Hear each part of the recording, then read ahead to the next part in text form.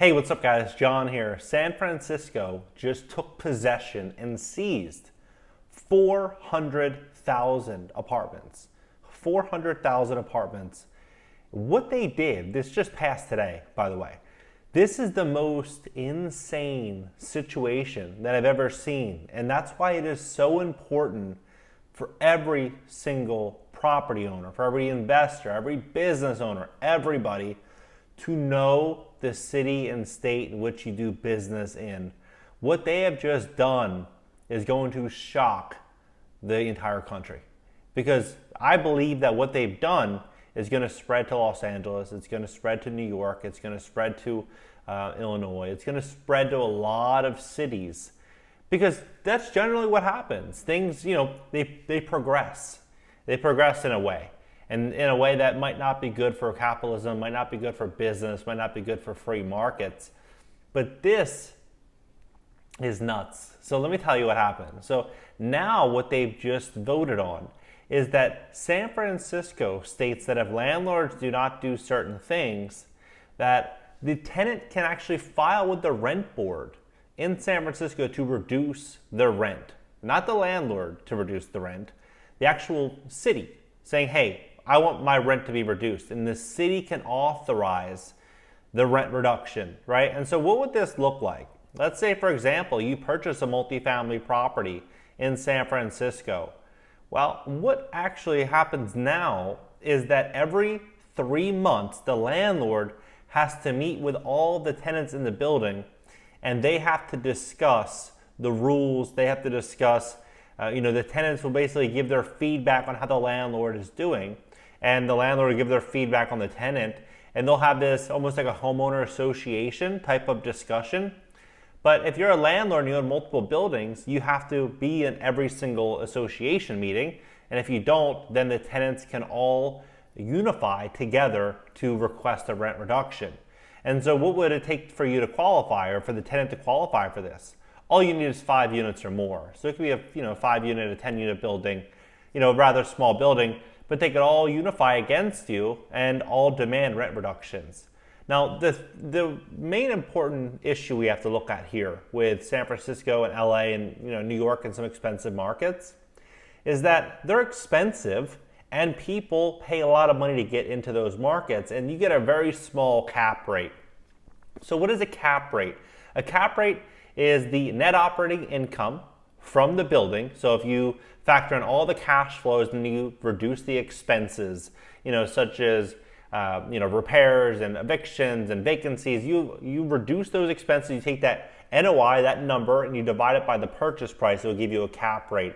That cap rate in San Francisco might be 3%, might be 4%.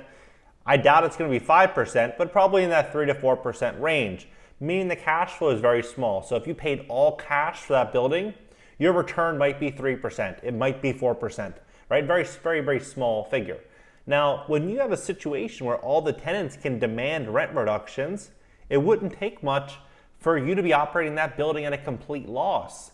And then when you factor in the new additional cost, which is going to be meeting with these tenants, the tenants can all say, hey, we want this done to the building, or we want this done. And if you do or don't do it, they have the legal ability to unify against you, almost like a union strike they can do on the building. It's pretty shocking, really, to see how fast this is progressing. It went from the eviction moratorium and to very, very, strict policies during that to now this. I made a prediction a couple of years ago, about a year and a half ago, saying that when the eviction moratorium eventually is over, there's going to be more and more and more modifications that are going to be coming to these markets, to these strict markets. And what is that going to look like for a landlord? It's going to be very uncertain, but I believe, and this is what I said then, I believe it's going to be more challenging to be a landlord in the future there than it was in the past. And now we're seeing this. But could you imagine that? If you purchase a building and all the tenants could unify and strike against you and reduce the rent, they can basically do anything. And so these are a couple really important things that we all have to look at when we're considering to buy real estate, invest, make any type of business decision, open a business. Do the landlords want us as business owners and entrepreneurs to succeed, Or are they going to make it very hard? Is the wind going to be to our face or to our back? That's why you're seeing, for example, Miami rents are the highest rents in the country for a reason. It's because a lot of people, they're looking for no income tax, they're looking for favorable business policies, they're looking for a great lifestyle. They don't want all the red tape that we're going to find in New York and California right now. And it's unfortunate because all the people that live in Miami, they live in Miami on the outskirts, and it was relatively affordable. They could live there. Now prices are going through the roof because of how things are run in New York and California. Now the problem that I see in San Francisco with this is that it gives the state so much power. They basically took over the property. When the state has the power to reduce your rent, or to keep your rent the same, or to tell you what you can and can't do with your building, this is far past rent control. But when they can reduce your rent and basically make a decision to bankrupt you, that is pretty frightening. It's really frightening. And so what I believe is going to happen is I believe that the same policies happening in San Fran are going to be coming down to LA, and then I believe it's just going to continue. I do believe things are going to get very challenging. Being a landlord, being an operator. And the scary thing is that a lot of people will say, well, it's a good thing because, rents are too high, things are more expensive, and tenants need to, have more power. But the big problem that we have to all take into consideration is that the big concerns that tenants have right now are that landlords are greedy, landlords are not good people, and landlords are taking advantage. But what happens when you have these big corporations like Blackstone, all these corporations running out there acquiring all of these properties? Blackstone just purchased a REIT for $5.3 billion. They just purchased 17,000 houses recently, all in one buy. And then you have Home Partners of America. They just partnered with a builder to build 8,000 more houses after having just acquired 1,500 homes in the last quarter. What's going to happen when these landlords begin to take over, right? They're going to increase the rent to an insane level, way past anything a mom and pop landlord would comprehend, because they have that relationship with the tenant. And these big corporations, they see this. They say, hey, San Francisco is looking like the spot to be. People say, why would they want to go to San Francisco? It's because that's where the opportunity is. The opportunity to buy distressed real estate. They're going to be paying attention to this opportunity. They're going to say, hey, all these landlords are about to really face some problems.